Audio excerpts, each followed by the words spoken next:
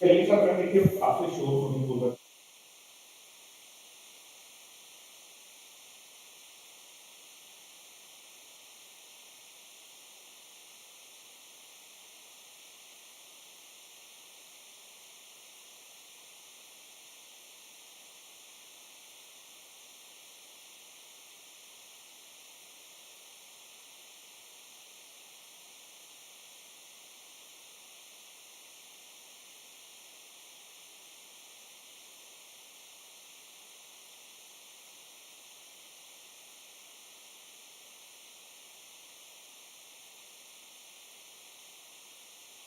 Hello everybody, good morning to all of you.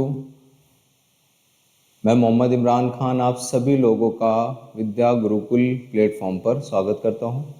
कल हम लोग ने स्टार्ट किया था विज्ञान गुरुकुल प्लेटफॉर्म पर, हम लोग स्वागत कर रहे हैं आपका। और कल हम लोग ने स्टार्ट किया था जो था वेक्टर, और वेक्टर में हम लोग ने कुछ बातें की थी। और वो बातें थी कि हम लोग ने वेक्टर का समझा कि वेक्टर फिजिकल क्वांटिटी क्या होती है। फिजिकल क्वांटिटी में फिर हमने ये देखा कि फिजिकल क्वांटिटी क्या थी, नॉन फिजिकल क्वांटिटीज़ कौन होती है। उसके बाद हमने ये देखा कि फिजिकल क्वांटिटी के टाइप क्या क्या थे। टाइप में ये थे कि जैसे कि स्केलर, वेक्टर और टेंसर था। स्केलर समझा, वेक्टर समझा हमने, टेंसर भी समझा था। ठीक है, उसी क्लास को आज लेक्चर नंबर 2 में वेक्टर में हम लोग आगे प्रोसीड करने जा रहे हैं। और आज हम लोग बात करेंगे mathematical notation of the vector पर। तो एक बार थोड़ा सा रिव्यू कर लेते हैं कि भाई अगर कोई भी वेक्टर क्वांटिटी है तो वेक्टर क्वांटिटी होने के लिए 3 कंडीशंस होती हैं कि उसके पास मैग्नीट्यूड होगा, उसके पास एक स्पेसिफिक डायरेक्शन होगी, और वो वेक्टर लॉस को फॉलो करेगा। अगर ये तीनों की तीनों कंडीशंस आपकी क्या करती है, मैच करती हैं, तो हम कहते हैं कि वो क्वांटिटी कैसी है, वेक्टर क्वांटिटी है।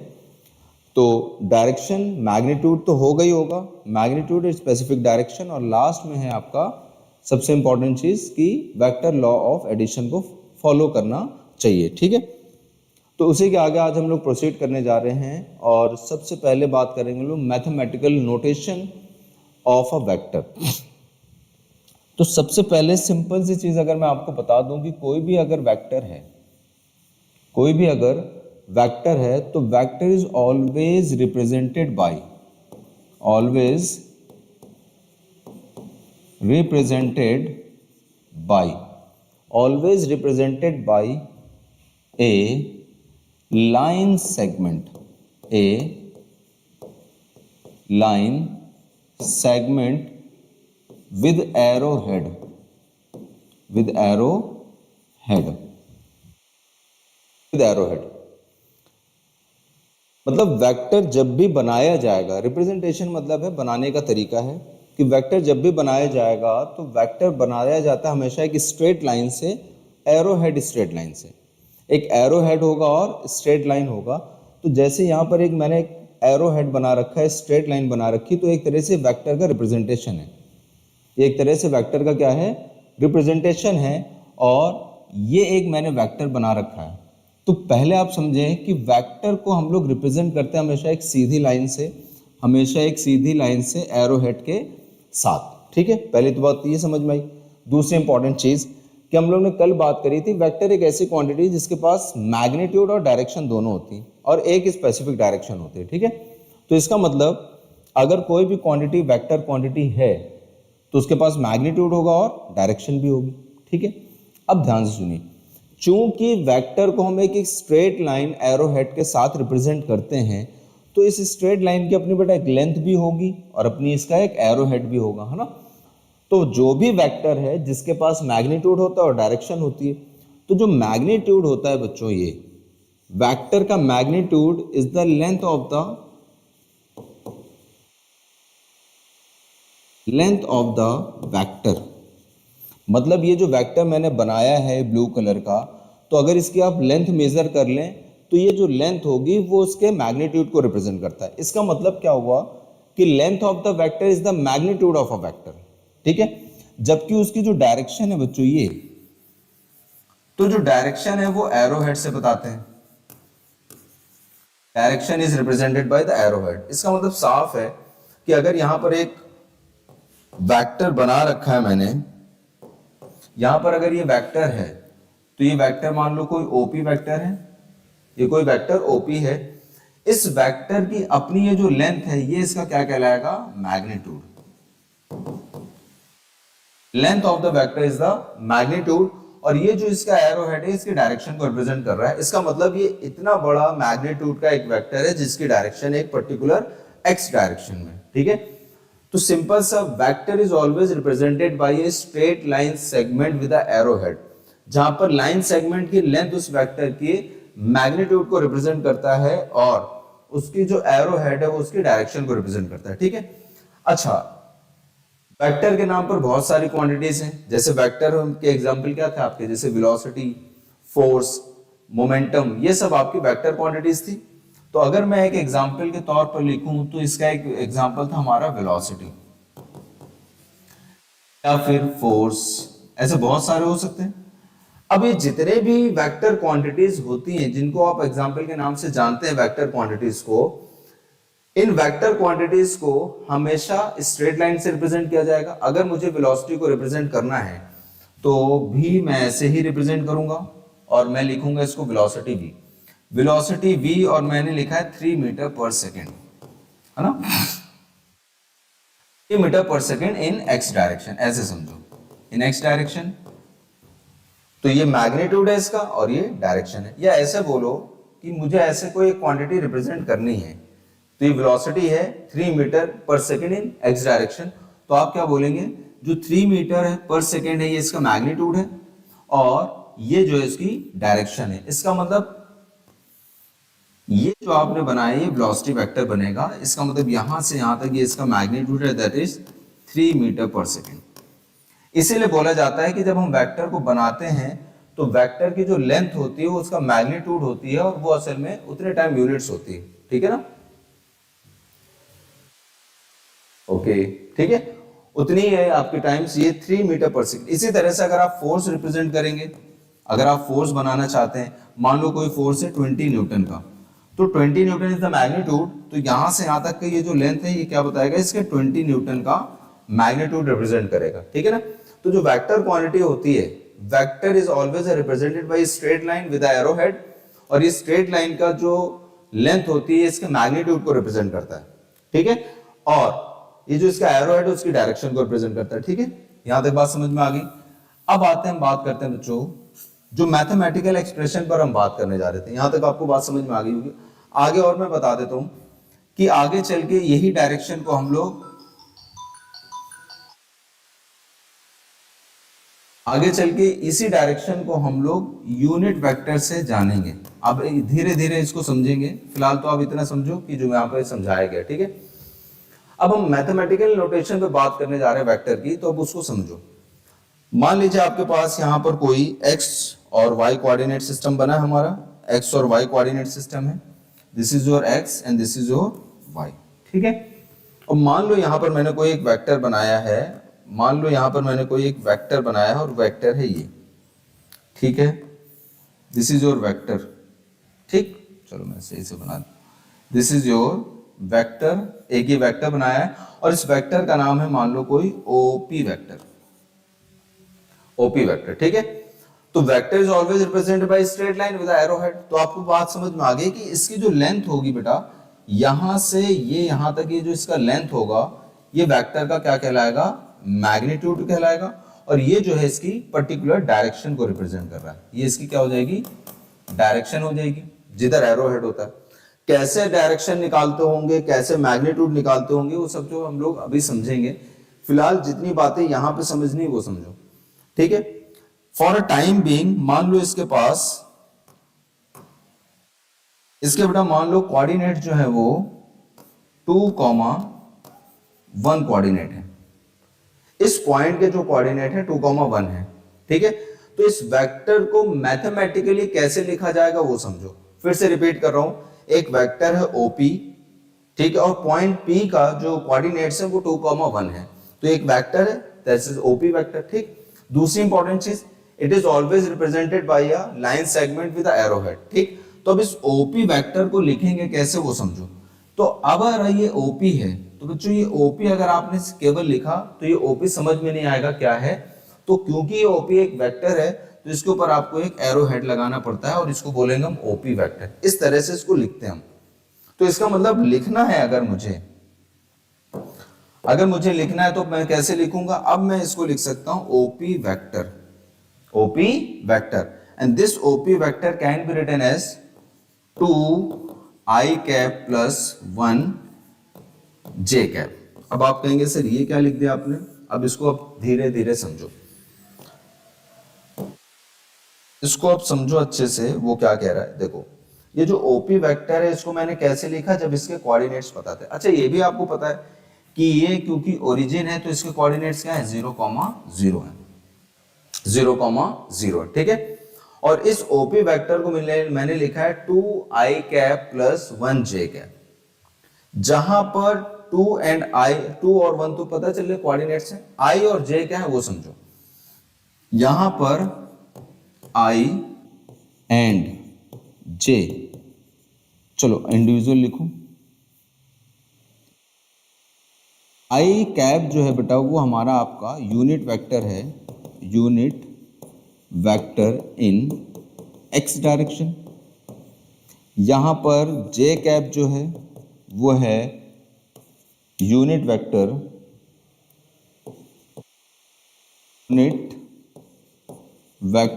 इन y डायरेक्शन, ठीक। अब ये यूनिट वेक्टर क्या? अच्छा ये 2D बना है, इसी तरह से 3D भी हो सकता था बेटा। 3D का मतलब x, y और z में, हम अभी 3D में नहीं जा रहे हैं, 2D में बात कर रहे हैं। तो वेक्टर का representation straight line arrow head से है। अगर हम 2D में कहीं बात करो और मैंने कोई वेक्टर बना रखा है जिसके दोनों एंड पर दोनों सिरों के कोऑर्डिनेट्स पता हैं, ठीक है। अच्छा दूसरी इंपॉर्टेंट चीज, जब आप वेक्टर को पढ़ते हैं तो जो वेक्टर का एरो हेड साइड होता है तो इस साइड को हम बोलते हैं हेड और इस साइड को हम बोलते हैं टेल, हेड और टेल, ठीक है। इसका मतलब ये हेड है और ये टेल है। और वेक्टर में हमेशा हम टेल से हेड की तरफ जाते हैं, टेल से हेड की तरफ जाते हैं। जब भी जाना होगा वेक्टर में टेल से हेड की तरफ जाते हैं, ठीक है। अब ये समझिए, आई को बोलते हैं यूनिट वेक्टर इन एक्स डायरेक्शन, जे को बोलते हैं यूनिट वेक्टर इन वाई डायरेक्शन।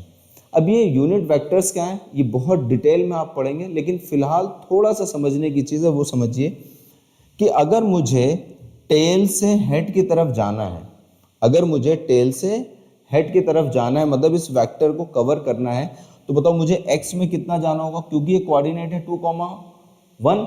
इसका मतलब यहाँ से यहाँ आप जाएंगे और फिर यहाँ से यहाँ जाएंगे, ये तरीका होगा जाने का। मैं फिर से बताता हूँ, अगर मुझे O से P जाना है, इस वेक्टर को कवर करना है, तो सबसे पहले मैं यहाँ से यहाँ जाऊँगा और फिर यहाँ से यहाँ जाऊँगा। इसका मतलब इधर मैं चला कितना 2 और इधर मैं चला 1, इधर मैं चला 2 और इधर मैं चला 1। इसका मतलब ये 2 चला हूँ x में और 1 चला हूँ y में, मतलब 2 इन x एंड 1 इन y। बात करते हैं, क्योंकि वेक्टर है तो वेक्टर तो कुछ भी हो सकता है बेटा, वेलोसिटी हो सकता है, फोर्स होता है, तो ये सब यूनिट हो सकती है। इसका मतलब 2 यूनिट x डायरेक्शन में आप चलेंगे और 1 यूनिट y डायरेक्शन में चलेंगे, तो आप टेल से हेड पर पहुंच जाएंगे, मतलब O से P पहुंच जाएंगे।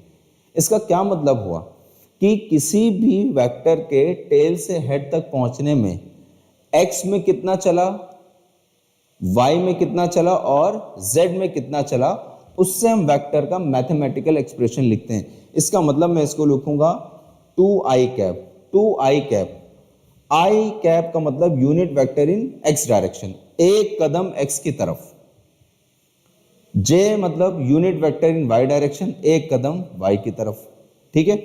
अब आपने बोला कि कितने कदम x में जाने हैं, 2 कदम x में जाने हैं, तो 2 कदम x में और एक कदम y में। इस तरह से इसका मैथमेटिकल एक्सप्रेशन लिखते हैं। फिलहाल यूनिट वेक्टर को बहुत डिटेल में पढ़ना है। फिलहाल ये एक मैथमेटिकल एक्सप्रेशन लिखना मैंने आपको बताया था कि अगर कोई वेक्टर आपका लिखा है जिसके दोनों कोऑर्डिनेट्स आपको पता हैं, तो आप इस तरह से लिख सकते हैं 2i cap plus 1 j cap. यहां तक बात समझ में आ गई होगी आप सबको? क्लियर है भाई? All clear? ओके, ठीक है, यहां तक बात समझ में आ गई। This is called the mathematical notation of a vector, ठीक। इसी तरह से 2D में भी हो सकता है, 3D में भी हो सकता है। मैं बस सिंपल सा मैं बोल रहा हूँ कि ये पूरा टॉपिक अभी हमारा बचा है, इसको हम डिटेल में पढ़ेंगे। ठीक है, आगे मूव करते हैं नेक्स्ट पर।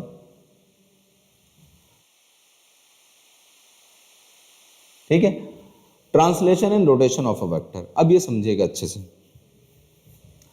जब ट्रांसलेशन और रोटेशन की आप बात करते हैं तो ट्रांसलेशन समझते हैं ना, जैसे अगर यहाँ पर कोई एक वेक्टर है, यहाँ पर एक कोई वेक्टर बना है, तो मैं इसको क्या कर रहा हूँ, ट्रांसलेट कर रहा हूँ, है ना। मैं क्या कर रहा हूँ, ट्रांसलेट कर रहा हूँ। और अगर रोटेशन की बात करूँ तो मैं इस वेक्टर को यहाँ पर क्या कर रहा हूँ, रोटेट कर रहा हूँ। ठीक है, फिर से रिपीट कर रहा हूँ एक चीज़ जो बार बार आपके दिमाग में होनी चाहिए कि वेक्टर के पास दो चीज़ होती हैं, मैग्नीट्यूड एंड डायरेक्शन, है ना, मैग्नीट्यूड एंड डायरेक्शन। अब कोई भी वेक्टर वही वेक्टर रहेगा अगर उसका ना तो मैग्नीट्यूड चेंज हो ना ही डायरेक्शन चेंज हो, ना ही मैग्नीट्यूड चेंज हो ना ही डायरेक्शन चेंज हो। और वेक्टर तुरंत बदल जाएगा अगर उस वेक्टर का मैग्नीट्यूड या उस वेक्टर की डायरेक्शन चेंज हो जाए या दोनों चेंज हो जाए। मैग्नीट्यूड का मतलब उस वेक्टर की लेंथ। तो कोई भी वेक्टर वेक्टर वही वेक्टर बना रहेगा अगर उसका मैग्नीट्यूड और डायरेक्शन चेंज ना हो। ठीक है, अब समझते हैं, हमें दो चीजें पढ़नी है, एक ट्रांसलेशन ऑफ अ वेक्टर पढ़ना और एक रोटेशन ऑफ अ वेक्टर पढ़ना है। ट्रांसलेशन ऑफ अ वेक्टर का मतलब क्या हुआ वो समझिए। देखो मान लो बेटा मेरे पास एक वेक्टर है, ठीक है, ये हमारे पास एक वेक्टर है और इस वेक्टर का नाम मैंने बोला है वेक्टर ए। ठीक है, ऊपर एक एरो लगाने का मतलब होता है ये वेक्टर क्वांटिटी है। ठीक है, अब ध्यान से सुनना बच्चों, मान लो ये वेक्टर ए है, अगर वेक्टर ए को मैं ट्रांसलेट करूं तो मैंने मान लो ट्रांसलेट करने का मतलब है मैंने इसको उठा के यहां ले गया हूं, तो जो इसकी पहले लेंथ थी वही लेंथ अभी भी इसकी वही है, यही वो लेंथ है। डायरेक्शन एक्स में थी अभी भी एक्स में। इसका मतलब किसी भी वेक्टर को उस वेक्टर के पैरेलल आप कहीं पर भी ट्रांसलेट करते हैं तो ना तो उसका मैग्नीट्यूड चेंज होता है और ना ही उसकी डायरेक्शन चेंज होती है। इसका मतलब वो वेक्टर वही वेक्टर बना रहेगा।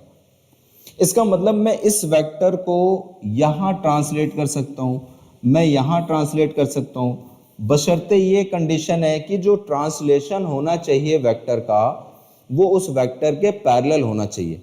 अगर आप ऐसा करते हैं तो वो वेक्टर वही वेक्टर रहेगा, चेंज नहीं होता है। फिर से रिपीट कर रहा हूं, ये एक वेक्टर है, अगर ये वेक्टर ए है बच्चों तो ये वेक्टर ए ही रहेगा। अगर मैं इसको यहां शिफ्ट कर दूं तो भी वेक्टर ए रहेगा, है ना। क्या कह रहे हैं, also same direction in translation. हाँ देखो इधर मैं क्या कह रहा हूं बच्चों, अगर ये कोई वेक्टर है तो अगर आप इस वेक्टर को, मैं फिर से बोल रहा हूं, अगर आप इस वेक्टर को इसके पैरेलल, इस वेक्टर के पैरेलल कहीं भी शिफ्ट करते हैं तो वो वेक्टर चेंज नहीं होता है। इसका मतलब क्या हुआ, इसका मतलब ये हुआ कि वेक्टर के केस में ट्रांसलेशन इज अलाउड, वेक्टर के केस में ट्रांसलेशन इज अलाउड। इसका मतलब कोई भी वेक्टर बनाए उसके पैरेलल आप वेक्टर कहीं पर भी शिफ्ट कर सकते हैं, वो वेक्टर चेंज नहीं होगा। फॉर एग्जांपल एक और बात समझो, अब मैं आपको एक और बात समझाता हूं इसी ट्रांसलेशन को लेके, ये बात समझ में आई। देखो बेटा ध्यान से, अगर ये वेक्टर ए था तो इसको मैं यहां शिफ्ट कर दूं तो भी ये क्या रहेगा, वेक्टर ए रहेगा। यहां शिफ्ट कर दूं तो भी वेक्टर ए रहेगा, क्योंकि मैं इसको इसके पैरेलल ही शिफ्ट कर रहा हूं। अब ध्यान से सुनो, यहां पर मैंने दो वेक्टर्स बनाए हैं, ये वेक्टर ए है और ये वेक्टर, मान लो ये वेक्टर ए है और ये वेक्टर है बी। ठीक है, आगे आपको पता चलेगा कि ट्रांसलेशन की जरूरत क्यों पड़ रही है, एसएस की जरूरत क्यों है, ये सब आगे पता चलेगा। फिलहाल जो हम लोग बात कर रहे हैं वो समझो। ठीक है, अब यहां पर मैं आपसे क्या कह रहा हूं कि किसी भी वेक्टर को ट्रांसलेट कर सकते हैं और ट्रांसलेट करते टाइम हम उसको वेक्टर को उसके पैरेलल ही शिफ्ट करते हैं।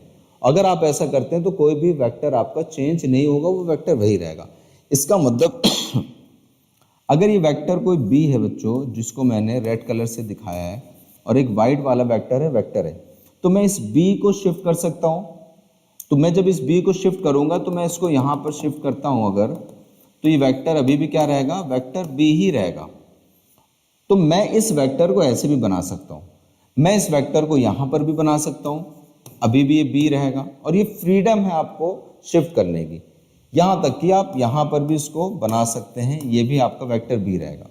अब आते हैं वेक्टर ए की तरफ। इस वेक्टर ए को मैं यहां पर भी शिफ्ट कर सकता हूं इसके पैरेलल, तो ये वेक्टर ए ही रहेगा।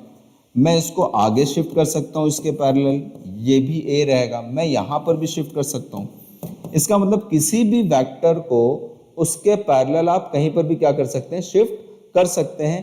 That means in the case of a vector a translation is allowed. Translation हमेशा क्या होता है, अलाउड होता है। यहां तक बात समझ में आई।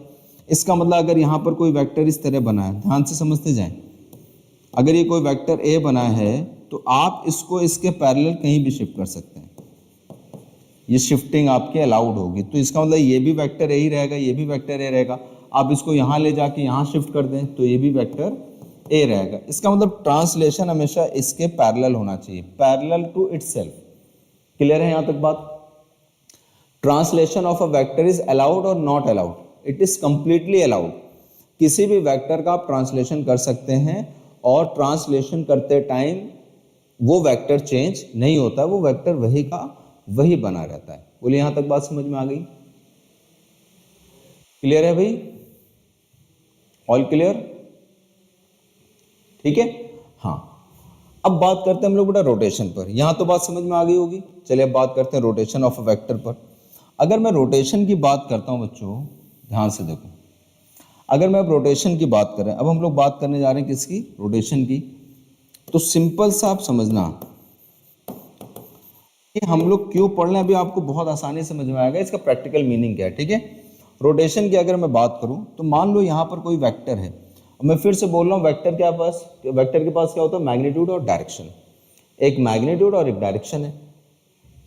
कोई भी वेक्टर वही वेक्टर रहेगा अगर उसका मैग्नीट्यूड और डायरेक्शन चेंज ना हो। अगर उसका मैग्नीट्यूड चेंज हो जाए तो भी वेक्टर चेंज हो जाएगा, अगर उसकी डायरेक्शन चेंज हो जाए तो भी उसका वेक्टर चेंज हो जाएगा, या दोनों चेंज हो जाए तो भी वो वेक्टर चेंज हो जाएगा। जैसे कि एक रोटेशन को पढ़ने से पहले एक चीज समझो। अगर मैं बोलूं यहां पर एक वेक्टर ए बना है और यहां पर एक कोई दूसरा वेक्टर बी बना है, तो क्या दोनों सेम वेक्टर्स हैं? नहीं, दोनों वेक्टर्स अलग अलग हैं। क्यों? क्योंकि दोनों की डायरेक्शन तो सेम है लेकिन मैग्नीट्यूड अलग अलग है। इसका मतलब मैं यहां पे बोल सकता हूं कि vector A is not equal to of vector B, direction अलग अलग। ठीक है, अब एक और एग्जांपल समझो, ये बात समझ में आ रही? क्योंकि वेक्टर का मतलब मैग्नीट्यूड एंड डायरेक्शन। ठीक है, अब अगर एक वेक्टर यहां पर ये है और दूसरा वेक्टर आपका ऐसे बना है, अब दोनों की लेंथ सेम है, मैग्नीट्यूड तो सेम है, ये वेक्टर ए है और ये वेक्टर बी है, दोनों का मैग्नीट्यूड तो सेम है, दोनों की लेंथ सेम है, लेकिन दोनों की डायरेक्शन अलग अलग है। तो अभी भी हम कहेंगे कि vector A is not equal to of vector B. बात समझ में आ रही? तो इसका मतलब वेक्टर चेंज हो जाएगा अगर डायरेक्शन सेम, डिफरेंट मैग्नीट्यूड। ठीक है, इसका मतलब क्या हो बेटा, अगर वेक्टर में उसका मैग्नीट्यूड या डायरेक्शन में से कोई भी एक चीज चेंज हो जाएगी तो वेक्टर चेंज हो जाएगा। अब बता समझते हैं रोटेशन को। ठीक है, अब रोटेशन की बात है अगर, तो देखिए बच्चों, रोटेशन के केस में क्या होता है, देखो अगर यहां पे मेरे पास कोई एक वेक्टर है, बच्चों अच्छे से समझना, बहुत अच्छे से, यहां पर कोई एक वेक्टर है मेरे पास and that vector is a vector. ठीक है, अगर इस वेक्टर को मैं थोड़ा सा रोटेट कर दूं, वेक्टर को मान लो इस वेक्टर को मैंने रोटेट कर दिया है, इस वेक्टर को मैंने एक एंटी क्लॉकवाइज रोटेट कर दिया, रोटेशन दे दिया, इस वेक्टर को मैंने एंटी क्लॉकवाइज रोटेशन दे दिया है। ठीक है, इस वेक्टर को मैंने रोटेट कर दिया, तो जैसे ही रोटेट करेंगे तो ये वेक्टर यहां कहीं पहुंच जाएगा, ऐसे, है ना। लेकिन आप एक बात बताओ, लेंथ तो सेम है, पहले इसकी डायरेक्शन ये थी बेटा और अब डायरेक्शन इसकी ये हो गई, तो मैग्नीट्यूड तो सेम है, लेंथ ऑफ द वेक्टर तो सेम है, लेकिन डायरेक्शन बदल गई कि नहीं? इसका मतलब यही वो वेक्टर है जिसको आपने ऐसे शिफ्ट किया है लेकिन रोटेट किया है। ये वेक्टर को आपने रोटेट किया तो अब ये वेक्टर ए नहीं रहा, so it is not equal to vector A. क्यों? क्योंकि वेक्टर ए क्या था? वेक्टर ए वो था जिसका मैग्नीट्यूड इतना बड़ा है और डायरेक्शन एक्स थी, तो उसको कह रहे थे वेक्टर ए। लेकिन इसका मैग्नीट्यूड तो उतना ही है, लेकिन इसकी डायरेक्शन चेंज होगी तो वेक्टर चेंज हो गया, तो vector is not equal to of A. इसका मतलब बताओ क्या समझ में आ रहा है कि ट्रांसलेशन करते टाइम, मतलब when a vector is translated parallel to itself, तो वेक्टर वेक्टर ही रहता है, वो वेक्टर चेंज नहीं होता है। लेकिन अगर हम यहां बात कर रहे हैं कि आपने अगर किसी वेक्टर को रोटेट कर दिया तो वेक्टर बदल जाता है, तो that means rotation is not allowed, translation is allowed. जैसे ये कोई वेक्टर है, इस वेक्टर को बेटा यहां से इसके पैरेलल कहीं भी शिफ्ट करिए, इसकी डायरेक्शन ना चेंज हो तो ये वेक्टर वही बना रहेगा। इसको कहीं भी ले जाए आप, अनंत तक लेके चले जाए, इनफाइनाइट तक, तो ये वेक्टर चेंज नहीं होगा अगर आप इसका ट्रांसलेशन करते हैं पैरेलल टू इटसेल्फ। लेकिन रोटेशन से देख रहे हैं, रोटेशन से मैग्नीट्यूड तो वही रहा लेकिन डायरेक्शन चेंज हो गई, इस वजह से ये पैरेलल, ये वेक्टर आपका वेक्टर ए नहीं रहा। अब एक चीज और समझिए, क्या वाकई किसी भी तरह का रोटेशन अलाउड नहीं होता वेक्टर में? तो वो भी समझ लो। अगर यहां पर एक वेक्टर ए मैंने बनाया है, तो पहले आपने अभी बोला कि सर इसको अगर आपने रोटेट किया तो वेक्टर ए बदल जाएगा। अगर मैं इस वेक्टर को बेटा ध्यान से सुनना, यहां से यहां तक ये पूरा घुमा दूं, कितना घुमा दूं? 360 डिग्री घुमा दूं, तो ये वेक्टर घूम के, ये वेक्टर बच्चों घूम के यहीं आ जाएगा कि नहीं? और फिर वो वेक्टर वही रह जाएगा, मतलब ये फिर से वेक्टर ए ही रह जाएगा। इसका मतलब अगर आप रोटेशन 360 डिग्री का देते हैं किसी भी वेक्टर में, तो वेक्टर नहीं बदलता है, वो वेक्टर वही रहेगा। यहां तक बात समझ में आई? हाँ। अब यहां पर जो फाइनल कंक्लूजन है वो समझ लो। इसका मतलब ट्रांसलेशन तो अलाउड है बच्चों, हाँ सर बिल्कुल अलाउड है, ट्रांसलेशन इज अलाउड। और कभी कभी कि हमेशा, हमेशा ट्रांसलेशन इज ऑलवेज अलाउड। जबकि रोटेशन,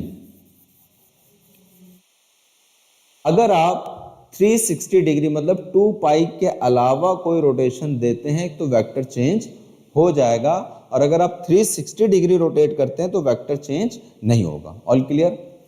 तो translation is always allowed, done. And rotation 360 degree के अलावा किसी भी तरह का rotation will change the vector, will change the vector because of changing the direction. ठीक है, चलो आगे बढ़ते हैं बच्चों। नेक्स्ट, पहले यहां तक कंफर्म करो बेटा, क्लियर है सबको? Is it clear to all of you?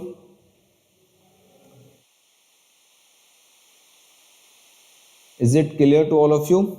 जल्दी से बताते जाएं, ठीक है ना भाई? चलो आगे बढ़ते हैं हम लोग। अब है angle between the two vectors. इस टॉपिक से पहले आपने ये तो समझ लिया, मैं फिर से बता देता हूं बेटा कि आज हमने सबसे पहले स्टार्ट किया mathematical notation of a vector, ठीक है, जिसमें हम लोग ने ये बात की है कि vector is always represented by a straight line having a arrow head.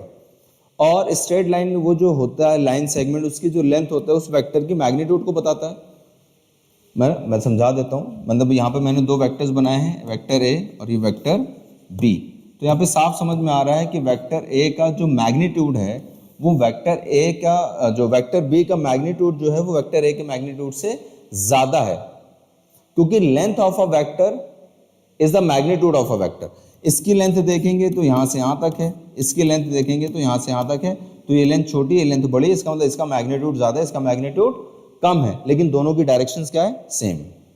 यहाँ तक क्लियर है? मैं फिर से रिपीट कर रहा हूँ बेटा, पूरा टॉपिक किस चीज़ का? Magnitude of a vector, unit vector, ये पूरा का पूरा टॉपिक अभी पेंडिंग है। तो ये जो वर्ड यूज हो रहे हैं बस अभी इनको सुनना है आपको, अभी ये कंप्लीट नहीं हुआ, अभी इनके हमने फॉर्मूले जनरेट नहीं किया, अभी हम थ्योरी पार्ट को कंप्लीट कर रहे हैं, ठीक है ना? क्लियर है यहाँ तक? हाँ। और दूसरी चीज, मैथमेटिकल एक्सप्रेशन क्या होता है कि उसको हम आई कैप, जे कैप और के कैप के फॉर्म में जानते हैं, जहां पर आई कैप, जे कैप और के कैप थे unit vectors in X direction, Y direction and Z direction. I cap is the unit vector in a z direction, x direction. J cap is the unit vector in y direction, जबकि k cap जो होता है वो unit vector होता है इन z direction. ठीक है, अब उसके बाद हमने तुरंत देखा कि क्या चीज अलाउड होती है। ट्रांसलेशन अलाउड है, रोटेशन अलाउड नहीं है 360 डिग्री के अलावा। इसका मतलब ट्रांसलेशन आप करिए, कहां तक कर सकते, कहीं तक भी ले जाइए, यहां से 5 किलोमीटर ले जाइए, किसी भी वेक्टर को उठा के ट्रांसलेट करते हुए वो वेक्टर चेंज नहीं होगा। लेकिन अगर आपने गलती से 0 डिग्री के अलावा मतलब 1 डिग्री भी रोटेट किया तो वेक्टर चेंज हो जाएगा। तो रोटेशन करना है और आपकी जिद है कि वेक्टर को रोटेट करना और वेक्टर चेंज ना हो, तो वो रोटेशन 360 डिग्री का होना चाहिए, अदरवाइज वेक्टर आपका चेंज हो जाएगा। क्लियर है यहां तक? चलो अब आते हैं angle between the two vectors. This is a important thing, ये जरूरी है क्योंकि न्यूमेरिकल प्रॉब्लम्स में काम आएंगे कि अगर किसी दो वेक्टर के बीच की एंगल की बात करें तो वो कैसे देखा जाता है। इस चीज के लिए जब हम किसी दो वेक्टर के बीच एंगल की बात करते हैं तो इंपॉर्टेंट चीज ये है कि आपके पास दिमाग में हमेशा चलना चाहिए कि अभी सर ने बताया है कि वेक्टर का ट्रांसलेशन अलाउड होता है। ठीक है, अब ध्यान से सुन बच्चों, जब भी हम angle between the two vectors की बात करेंगे तो उसको हम लोग रिप्रेजेंट करेंगे थीटा से। तो theta is the angle between the two vectors, angle between the two vectors. तो केवल इसकी थ्योरी पे नहीं जाना है कि किसी दो वेक्टर, देखो ध्यान से, यहां पर दो वेक्टर्स बने, vector A and vector B. ठीक है, 2-4 लेक्चर के बाद आपको ये फिजिकली दिखने लगेंगे, मतलब अभी तो ये सब ऐसे ही दिख रहा है ना, लाइन बन रही, 2-4 लेक्चर के बाद इसको प्रैक्टिकली आप रिलेट करेंगे। तो 2-3 लेक्चर का ये पेशेंस होता है वेक्टर में, उसके बाद इसमें आप खेलेंगे, तब आपको मजा आएगी यार ये प्रैक्टिकल लाइफ में क्या यूज है इनका, और ये रियल में दिखते कैसे, ये कैसे रिलेट हो रहे हैं, इनका मीनिंग क्या, इनका इंपॉर्टेंस क्या, इनका सिग्निफिकेंस क्या रियल लाइफ में, प्रैक्टिकल लाइफ में। ठीक है, ये दो वेक्टर बने। ठीक है, इसी तरह से बच्चों दो वेक्टर ऐसे भी बने हो सकते थे। तो क्या वाकई ये जो एंगल बीच का दिख रहा है यही angle between the two vectors है? क्योंकि ये दो वेक्टर है, ये दोनों के बीच का एंगल, ये भी दो वेक्टर है, दोनों बीच का एंगल है? नहीं, इसी को समझना है, इसी को समझना है कि जब मुझे किसी भी दो वेक्टर के बीच के एंगल पर बात करनी होगी, जब मुझे कभी भी किसी भी दो वेक्टर के बीच एंगल की बात करनी होगी तो उसमें मुझे सबसे पहले ये देखना होगा कि दोनों वेक्टर का टू हेड कनेक्टेड हो एक ही पॉइंट पर, या फिर दोनों के टेल टू टेल कनेक्टेड हो, तो ही हम स्ट्रेट फॉरवर्ड आंसर बता पाएंगे। फॉर एग्जाम्पल जैसे ये, अब देखो यहां पर क्या समझ में आ रहा है, ये वेक्टर ए है और ये वेक्टर बी है, दोनों वेक्टर के टेल, चलो मैं दूसरा कलर लेता हूं ताकि आपको ये समझ में आ जाए। ये वेक्टर एक ये है ए और ये वेक्टर बी है। ये ब्लू कलर दिख रहा है कि नहीं तुम लोग को भाई? क्या ये ब्लू कलर दिख रहा है क्या तुम लोग को? साफ विजिबिलिटी है, मुझे तो समझ में आ रहा है। ब्लू कलर क्लियर है कि नहीं दिख रहा है? ठीक है ना, वेक्टर है वेक्टर बी। सबसे पहले अगर आपको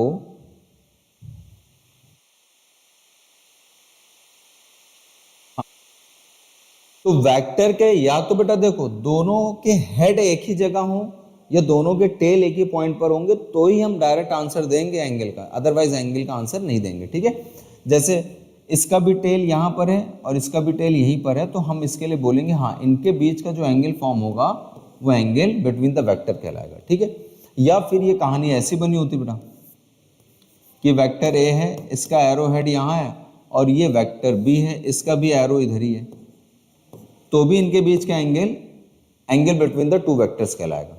ठीक है, क्लियर है? अब एक बच्चे के अंदर डाउट ये आता है कि सर चलो मैंने ये मान लिया कि अगर टेल टू टेल जुड़ा हो और हेड टू हेड जुड़ा हो तो ही हम डायरेक्ट आंसर देंगे, तो ही जो हमें डायरेक्ट सामने एंगल दिख रहा है वो आपका एंगल थीटा कहलाएगा, angle between the two vectors. तो उसने बोला कि सर वेक्टर बी है और ये वेक्टर ए है, तो क्या सर ये भी हो सकता था क्या? क्योंकि ये भी एंगल एक है। क्या ये थीटा है? मैं कहूंगा नहीं, मैं कहूंगा नहीं। तो क्या चीज समझनी है आपको? दो चीज समझनी है। पहली चीज कि अगर आपको एंगल बताना है और डायरेक्ट एंगल वो जो एंगल दिया है वो वाकई दो वेक्टर्स के बीच का एंगल है कि नहीं है, तो सबसे पहले आपको ये देखना है कि दोनों का हेड या तो एक जगह हो या दोनों की टेल एक जगह पर हो। अब जो डायरेक्ट एंगल दिखता है उसको हम मेजर कर सकते हैं, ठीक। दूसरी चीज, ये भी एंगल हो सकता है और ये भी एंगल हो सकता है, तो आपने यही एंगल लिया। तो दूसरी जो इंपॉर्टेंट बात है, हम कौन सा एंगल हमेशा यूज करते हैं? Smaller angle. स्मॉलर एंगल कैसे, ये समझो।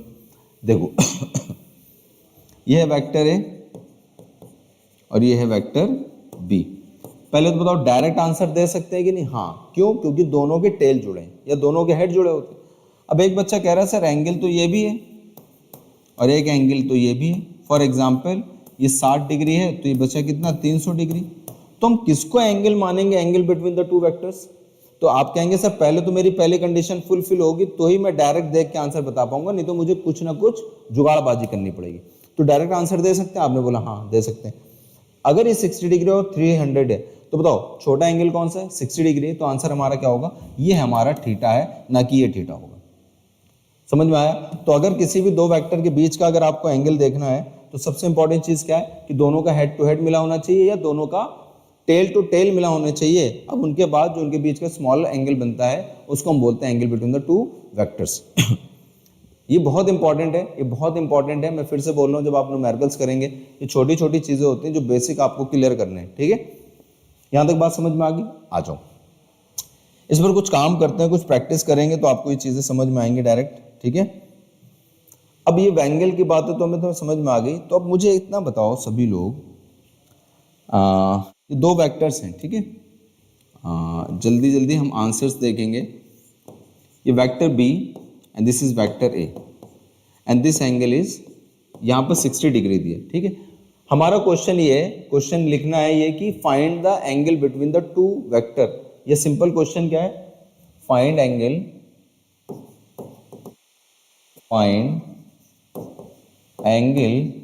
Between vector A and vector B. ये सिंपल सा ऐसा क्वेश्चन है। एक क्वेश्चन ये दिया तो आप इसमें बोलेंगे सर देखो दोनों के टेल टू टेल जुड़े हैं, इसका मतलब जो क्वेश्चन दिया है उसमें डायरेक्ट हम बता सकते हैं कि आंसर हमारा 60 डिग्री। तो इस केस में हमारा आंसर बन गया कितना? 60 डिग्री। क्यों? क्योंकि सर आप ही ने तो बोला है टेल टू टेल जुड़े, तो डायरेक्ट जो एंगल दियो छोटा एंगल आप क्या ले लेंगे? 60 डिग्री लेंगे, ठीक है। तो इसका मतलब इस केस में एंगल हमारा है 60 degree. So this is the answer, ठीक। अच्छा, ये वेक्टर ए है और ये वेक्टर बी है और ये एंगल उसने दे रखा है 300 डिग्री का। तो क्या angle theta is the 300 degree? No. मैंने क्या बोला? पहले तो जो भी दिया है क्वेश्चन टेल टू टेल है कि हेड टू हेड है? हेड टू हेड दिख रहा है, दोनों का हेड एक ही जगह है। तो इसका मतलब जो डायरेक्ट आपको दिएगा वो आंसर हो जाएगा, डायरेक्ट जो दिखेगा। और दो एंगल दिखते हैं, एक बड़ा और एक छोटा।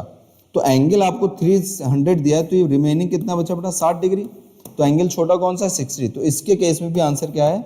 60 डिग्री हुआ। क्लियर है? अब आते हैं थोड़ा सा अलग से, ठीक है। अब यहां पर देखो एक ये है, ठीक। चलो थोड़ा सा और इंपॉर्टेंट समझते हैं। एक वेक्टर ये है वेक्टर ए, और ये है vector B. This is a vector B और ये एंगल दिया आपको मान लो 60 डिग्री। कह रहा find the angle between the vector A and vector B. तो क्या इस बार डायरेक्ट आंसर पता चलेगा? आप बोलेंगे नहीं सर, क्योंकि दोनों के हेड एक जगह नहीं है और दोनों के टेल भी एक जगह नहीं है। या तो हेड टू हेड कनेक्टेड हो या टेल टू टेल कनेक्टेड हो।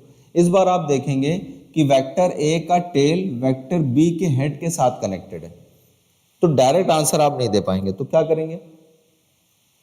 करेंगे? ये करेंगे। क्या करेंगे बेटा? ये जो की पॉइंट हमारा, क्योंकि वेक्टर का ट्रांसलेशन अलाउड है तो हम अपने आप से बनाएंगे जो हमारा स्टैंडर्ड बन के आ जाए। इसका मतलब अब इस क्वेश्चन को हम कैसे करेंगे? ये था वेक्टर ए। अब हम इस वेक्टर बी को क्या कर सकते हैं? किसी भी दुनिया के किसी भी वेक्टर को आप क्या कर सकते हैं? ट्रांसलेट कर सकते हैं कि नहीं?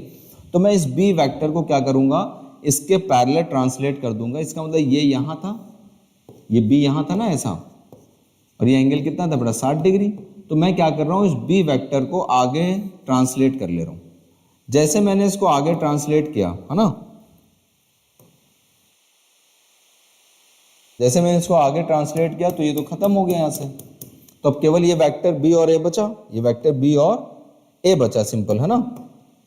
अब आप देखेंगे कि अब ए का भी टेल यहीं पर है और बी का भी टेल यहीं पर है। अब इनके बीच का जो एंगल आएगा वो डायरेक्ट एंगल आपका आंसर बनेगा।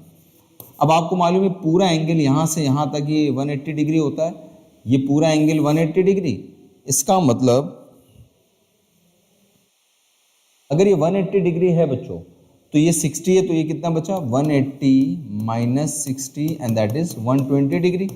तो इस बार इस क्वेश्चन का आंसर है theta is equal to 120 degree. बोले यहां तक बात समझ में आई? तो आपको अपनी कंडीशन फुलफिल करनी पड़ेगी और ये इसके लिए आपको मदद करेगा ट्रांसलेशन ऑफ अ वेक्टर।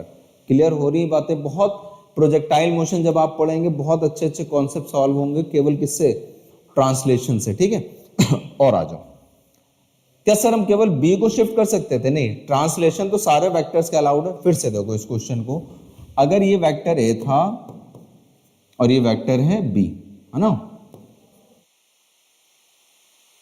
और ये एंगल दिया था 60, तो ये आंसर 60 डिग्री नहीं था यहां पर आंसर। क्यों? हाँ, अगर दोनों के हेड जुड़े होते या दोनों के टेल जुड़े होते तो ये आंसर डायरेक्ट 60 डिग्री लिखते। अब एक बच्चा कह रहा है सर नहीं, मैं बी को ट्रांसलेट नहीं करूंगा, मैं ए को ट्रांसलेट करना चाहता हूं। तो मैंने कहा ए को ट्रांसलेट कर लो, लेकिन ऐसे करो कि हमारे स्टैंडर्ड चीज बन जाए, टेल टू टेल मिल जाए या हेड टू हेड मिल जाए। अब देखो बेटा, इस ए को आप ऐसे ट्रांसलेट कर लो, पैरेलल कहीं भी ट्रांसलेट कर लो, यूं कर लो, यूं कर लो, यूं, बस इसकी डायरेक्शन ना बदले, एक्स में तो एक्स ही बना रहे। ठीक, तो अब इसका दूसरा फिनोमेना क्या रहेगा? देखो ये था वेक्टर बी, इस वेक्टर ए को मैंने शिफ्ट करके इधर कर दिया, तो जब मैंने इसको शिफ्ट किया तो ये ऐसा दिख रहा है ए। अब ये एंगल था कितना बेटा 60, तो एंगल अब बताओ बेटा टेल टू टेल जुड़ गए कि नहीं? दोनों के टेल टू टेल जुड़ गए। अगर दोनों के टेल टू टेल जुड़ गए तो अब ये जो एंगल होगा वो हमारा एंगल होगा थीटा। अब क्योंकि पूरा एंगल होता है 180 डिग्री, तो 180 माइनस 60 तो ये हो जाएगा 120 डिग्री। आप कैसे भी निकालें आंसर वही आएगा। और कैसे कर सकते हैं सर? और भी देख लो, ये क्वेश्चन था, ये वेक्टर ए था और ये वेक्टर बी था। अब वेक्टर बी को मैंने इधर ट्रांसलेट नहीं किया, आप इधर ट्रांसलेट कर लें, तो ये वेक्टर बी ऐसा दिखेगा। अब ये एंगल फिर से आपका थीटा दिखेगा। तो translation of a vector is completely allowed and rotation other than 180 360 degree is not allowed. बोले भाई समझ में आ गया सबको? All clear? क्या यहां तक बात समझ में आ गई? अगर यहां तक बात समझ में आ गई तो हम आगे बढ़े। बोले भाई जल्दी जल्दी बताएं। क्लियर है बेटा? यहां तक बात समझ में आ गई है क्या सबको? ओके, आगे बढ़ते हैं और अब एक क्वेश्चन करते हैं और आप मुझे आंसर देंगे। ठीक है क्वेश्चन है आपका कुछ इस तरह का, मैंने कहा है find the angle between the two vectors as shown in the figure. ठीक है ना, मान लो आपके पास ये वेक्टर है P vector, this is the vector Q and the angle given is 300 degree मान लो। मैंने कहा है find the angle between vector P and vector Q। तो क्या डायरेक्ट आंसर पता चलेगा? नहीं, क्योंकि हेड टू हेड नहीं जुड़ा है, टेल टू टेल नहीं जुड़ा है, तो हम क्या करेंगे? शिफ्टिंग करेंगे। तो क्या करें? इस Q को शिफ्ट कर देते हैं। क्या करें? इस Q को शिफ्ट कर देते हैं। तो अब हम क्वेश्चन सॉल्व कर रहे हैं, तो इस Q को शिफ्ट करेंगे अगर हम, तो इस Q को शिफ्ट करेंगे कुछ ऐसे, तो ये शिफ्ट होके ऐसा दिखेगा। मैं बोलूंगा कि Q का टेल और P का टेल एक जगह, तो अब हम डायरेक्ट आंसर लिख सकते हैं और एंगल इनके बीच का कहलाएगा थीटा। तो ये क्या कहलाएगा? थीटा कहलाएगा। अब क्योंकि बेटा आपको मालूम है यहां से ये पूरा, और ये अगर मैं पूरा आपको यहां से यहां तक दिखाऊं, यहां से यहां तक ये पूरा कितना होगा 360 डिग्री, 360 डिग्री। ये पूरा 300 दिया है, तो यहां से यहां तक कितना बचा बच्चों, केवल 60 डिग्री। यहां से यहां तक 60 डिग्री बचा। अब ये पूरा एंगल यहां से यहां तक कितना होता है 180 डिग्री, तो बेटा 180 डिग्री होता है, तो ये कितना बचा आपका 180 माइनस 60 बराबर 120 डिग्री। ठीक है ना, कुछ गड़बड़ हुआ है क्या बेटा ये? ठीक है ना, बोलो यहां तक बात समझ में आई? अब मुझे एक बात बता दें, मुझे बेटा सारे बच्चे एक बात बता दें, क्या ये एंगल बिटवीन द वेक्टर्स समझ में आ गया कि कैसे निकालते हैं, कैसे देखते हैं? बोलो क्लियर है? ठीक, एक और एग्जांपल ले लेते हैं। मुझे आप बताएं जरा, जैसे ठीक है,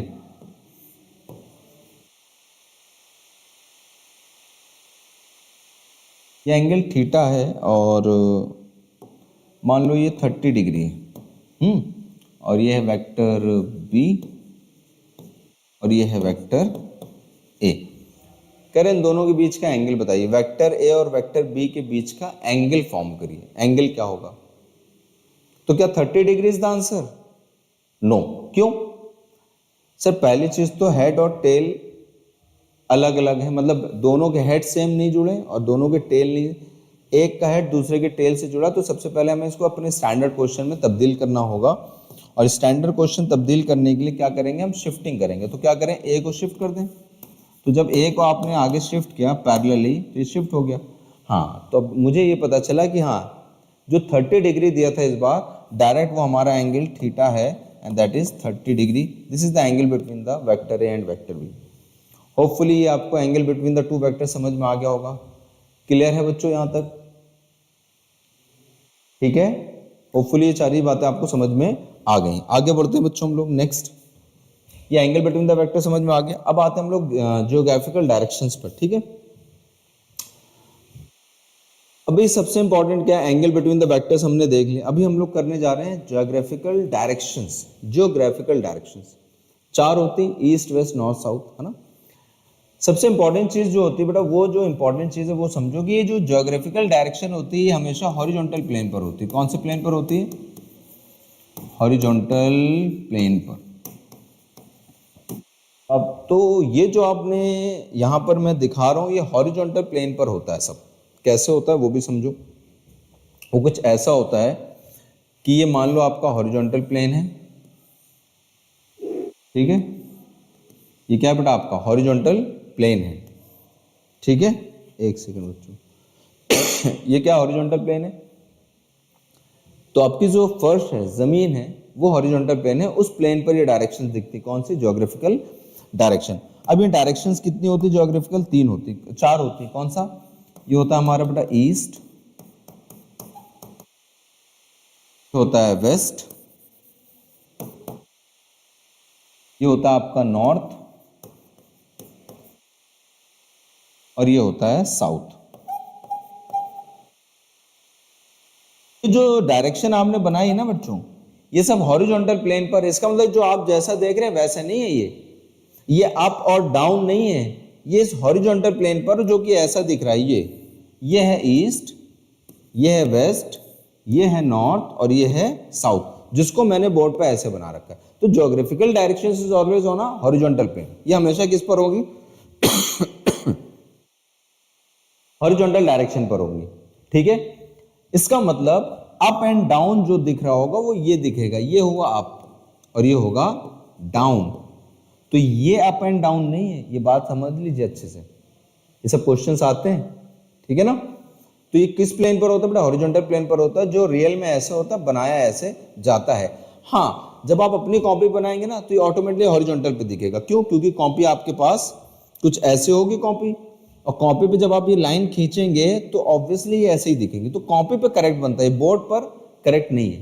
तो बोर्ड पर ऐसे होना चाहिए, तो इसीलिए लिखा जाता है किस प्लेन पर होता है? हॉरिजॉन्टल प्लेन पर होता है। ठीक है, अब मैं कुछ वेक्टर्स बनाऊंगा, उसके नाम लिखे जाएंगे, ठीक है। अब समझो बेटा,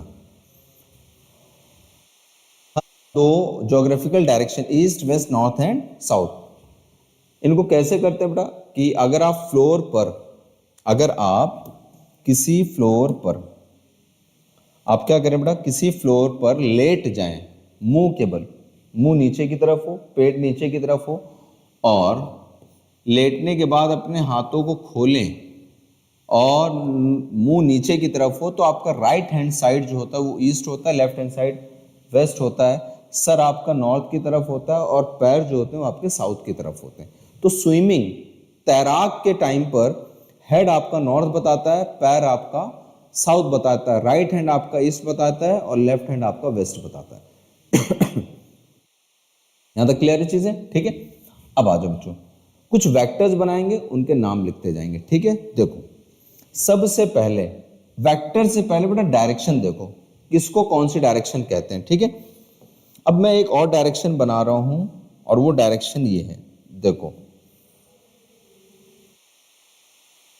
इस डायरेक्शन की खासियत क्या है, चलो इसको ऐसे नहीं, मैं थोड़ा सा, देखो ये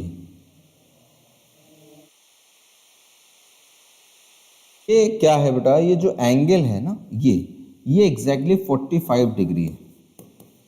45 मतलब बीचों बीच से जा रहा है, ये भी एंगल कितना होगा फिर 45 डिग्री है।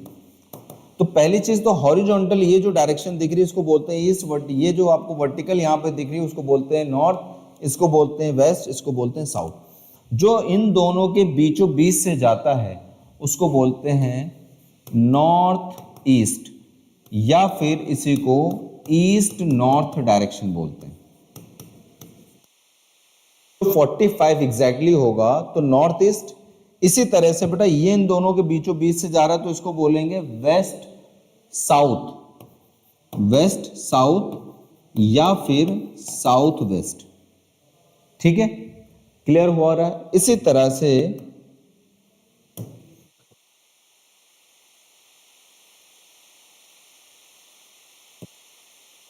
एक सेकंड बच्चों,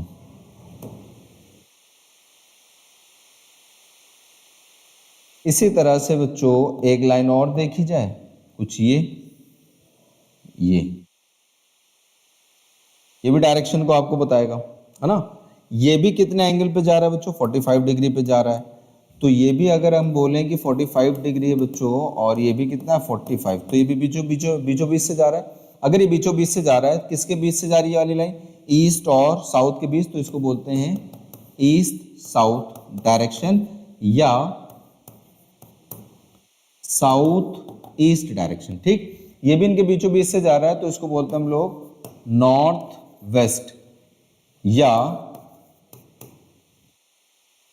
नॉर्थ वेस्ट बोलेंगे, नॉर्थ वेस्ट या फिर वेस्ट नॉर्थ या फिर वेस्ट नॉर्थ डायरेक्शन, ठीक है। ये 45 होते हैं, ठीक है। अब आ जाओ एक चीज और, अगर एग्जैक्टली ईस्ट में जा रहा है तो उसको बोलते हैं ड्यू ईस्ट। केवल नॉर्थ में जा रहा है तो due north, due west, due south. ये डायरेक्शन है नॉर्थ ईस्ट या ईस्ट नॉर्थ, ये बेटा ईस्ट साउथ, ये नॉर्थ वेस्ट जो 45 डिग्री पर। अब एक चीज और है अब एक चीज और क्या है वो समझो, फ्रंट का हो गया ये, चलो अब एक लाइन, एक डायरेक्शन और देखते हैं, ठीक है। अब देखना बच्चों, एक डायरेक्शन मैंने यहां बनाई है ये। अब ये जो डायरेक्शन है बच्चों, ये जो डायरेक्शन है ये मैंने यहां से 30 डिग्री पे बनाई है। क्या है ये जो डायरेक्शन है ये 30 डिग्री पर बनाई है। कहां से है ये, देखो एरो देखो, 30 degree from east, 30 degree from east.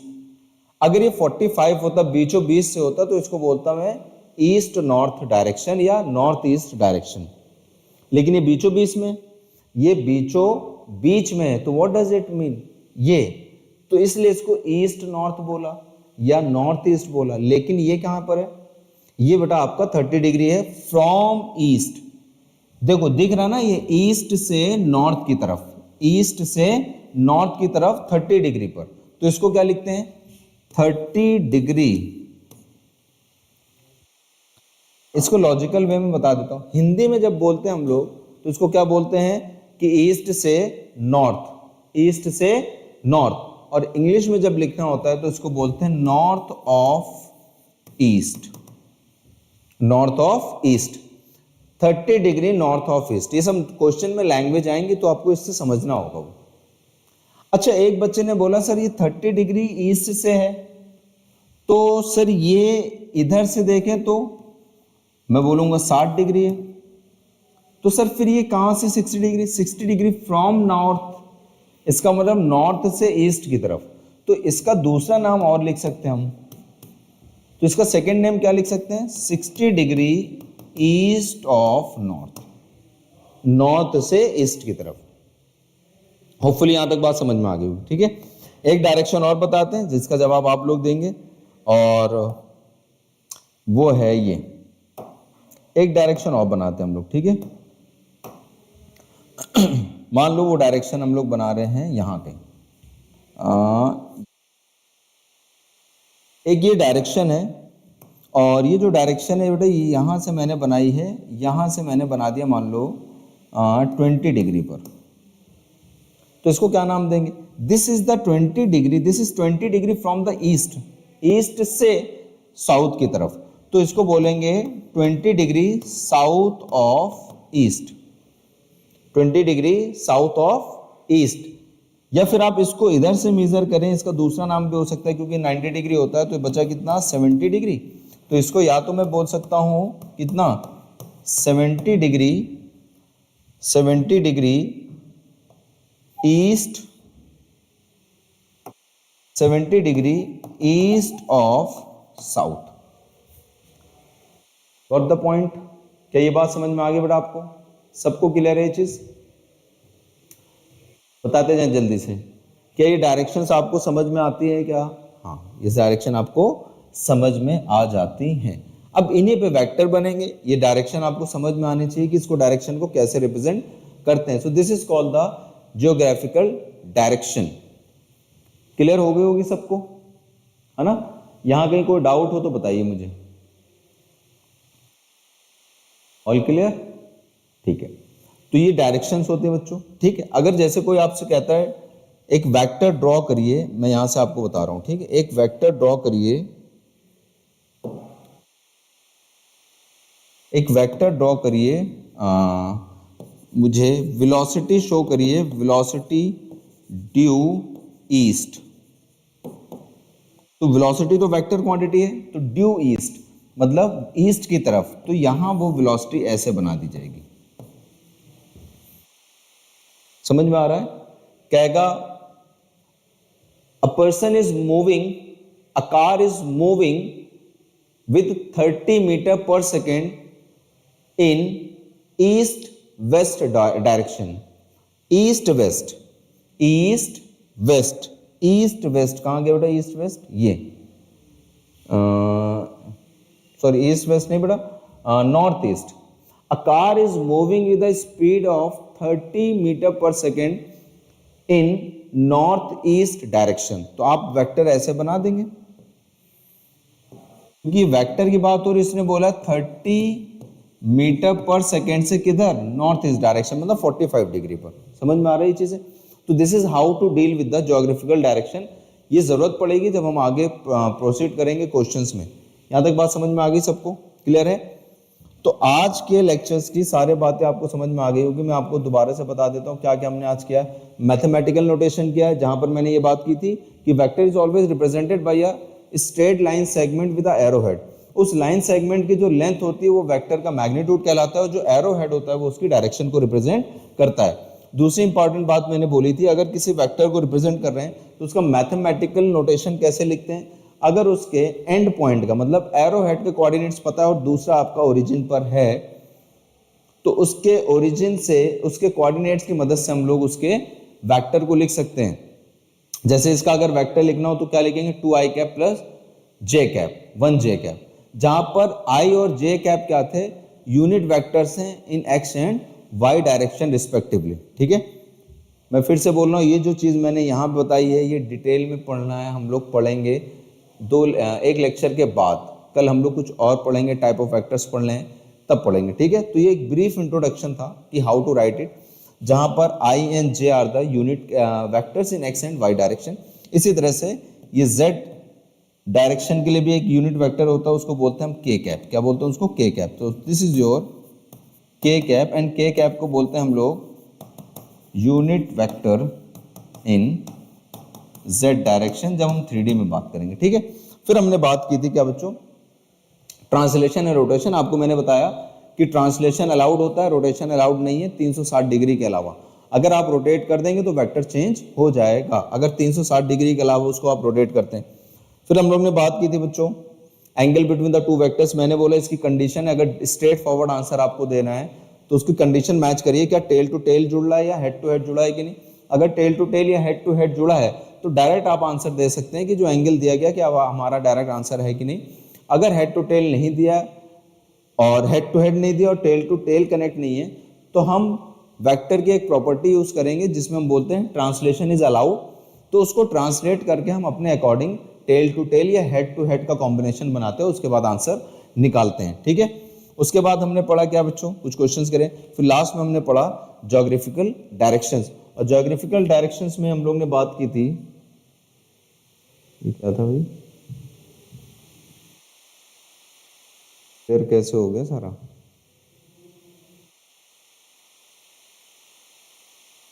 चलो कोई बात नहीं, ज्योग्राफिकल डायरेक्शंस पे बात की थी हमने, ठीक है। अब कल हम लोग स्टार्ट करेंगे टाइप्स ऑफ वेक्टर। तो होपफुली यहाँ तक की आपको बात समझ में आ गई होगी। बहुत बेसिक से चल रहे हैं बच्चों, क्योंकि वेक्टर बहुत इंपॉर्टेंट है आपके लिए। छोटी छोटी चीज़ें आगे चल के प्रॉब्लम क्रिएट करती हैं, इसलिए बहुत डिटेल डिस्कशन में आपको वेक्टर पढ़ाया जा रहा है। जैसे ही वेक्टर खत्म होगा, चैप्टर स्टार्ट होंगे, आपको समझ में आएगा कि वेक्टर की इंपॉर्टेंस क्या है, ठीक है ना। तो आज के लेक्चर को बेटा हम लोग यहीं फिनिश करते हैं, ठीक है। और ये तो हमारी ऑनलाइन क्लासेस चल रही है। हम लोग ने 30 मार्च से 30 मार्च से हम लोग ऑफलाइन बैचेस को लॉन्च कर रहे हैं। और सबसे इम्पॉर्टेंट चीज़ है कि फ्री डेमो क्लासेस हैं अप टू 1 मंथ। 1 महीने के लिए फ्री डेमो क्लासेस चलेंगी। तो जितने भी बच्चे ऑफलाइन क्लास में इनरोल करना चाहते हैं तो वो विजिट करें हमारे सेंटर पर, जहाँ पर नीचे हमारा एड्रेस लिखा हुआ है, और एड्रेस के साथ साथ कॉन्टैक्ट नंबर है। अगर आप आ नहीं सकते तो आप कॉन्टैक्ट करें, और जो फ्री डेमोस की सीट हैं वो बुक करा लें, ठीक है। क्योंकि एक लिमिट के बाद ये सीट्स आपको बुक हो जाएंगी तो आपको प्रोवाइड नहीं की जाएंगी, ठीक है। तो please visit to our centre, and contact number है यहाँ पर, जो शायद यहाँ पर आपको नहीं दिख रहा था, अब दिख रहेगा, ठीक है। तो आज की क्लास को यहीं पे ऑफ करते हैं बेटा। तो थैंक यू सो मच। कल हम लोग मिलेंगे सेम टाइम पर और स्टार्ट करेंगे type of vector. Thank you so much.